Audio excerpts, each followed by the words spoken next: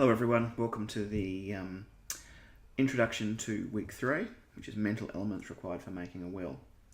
Now, this week has probably some of the more important areas of law that we're going to look at in this course, and they are some of the most problematic. So we're talking about the capacity that a testator requires to create a will.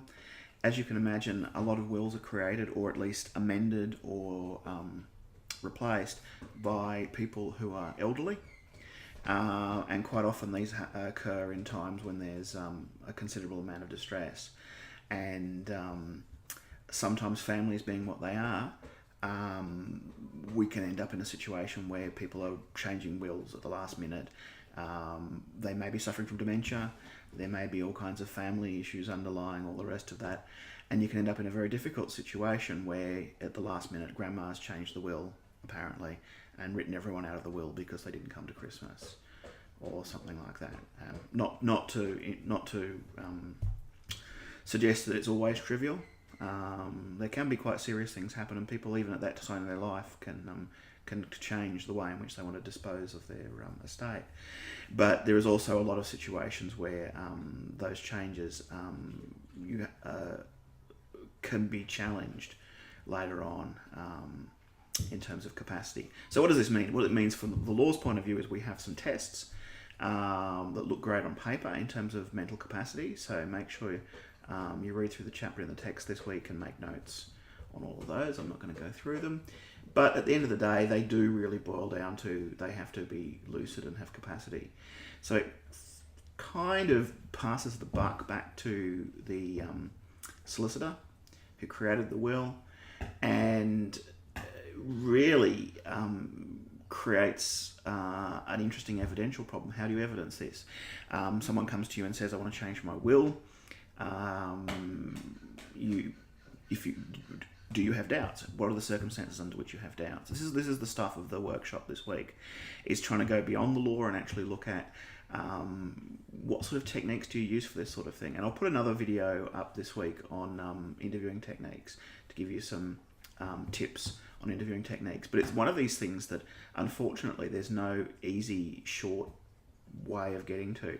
The interviewing is one of those lifelong skills, and you spend a lot of time developing it, and hopefully in this course and in others will give you some opportunities to do that and to think about skills and to think about techniques and how that works. So the crux of this particular week is really around mental capacity. There's a couple of other topics in there as well. But what we really want to start thinking about is, okay, what do those legal tests actually mean in the real world? What happens when someone says they want to change a will or create a will and you have doubts? How do you go about evidencing that? And there's no real good way of doing that. And quite often, if it does get to a nasty court battle at the end, it'll end up with the person who drafted the will being brought in to give evidence, to give non-expert evidence. And at the same time, there may be other evidence brought in from doctors and things saying this person saw a doctor at a certain amount of time recently, and so on.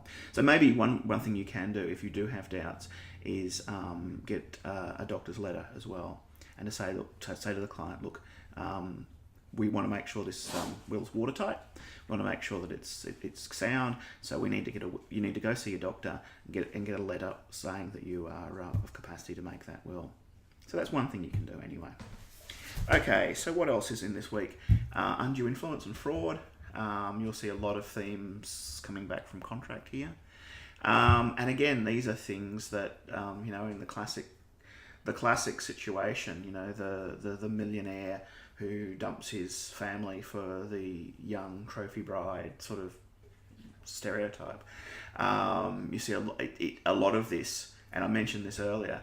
This is not a very complicated area of law, but it's a very, very complicated area of fact. And there's a lot of things that you then end up, if things do get nasty, of a lot of testimony that needs to be brought in from a lot of people who aren't experts, who don't necessarily have an expert opinion to hold. And you can see why this is one area too where an estate can very quickly get drained by legal fees and legal proceedings. You can end up in the situation where it's not worth pursuing an estate because of the fees involved.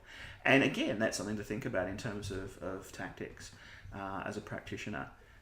one thing to be reminding your client, whichever side of the divide they're on, is that if they can't come to a negotiated solution with the executor and with the rest of the family, then it may end up being a situation where no one gets anything.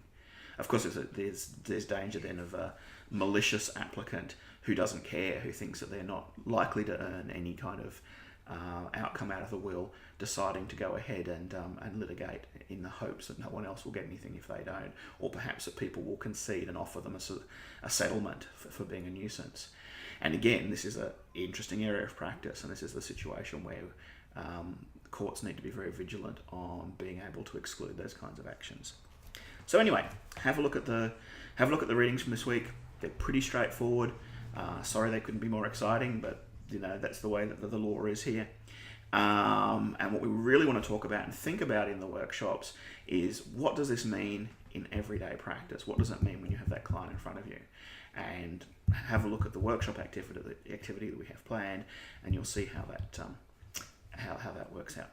Okay, see you in the workshop.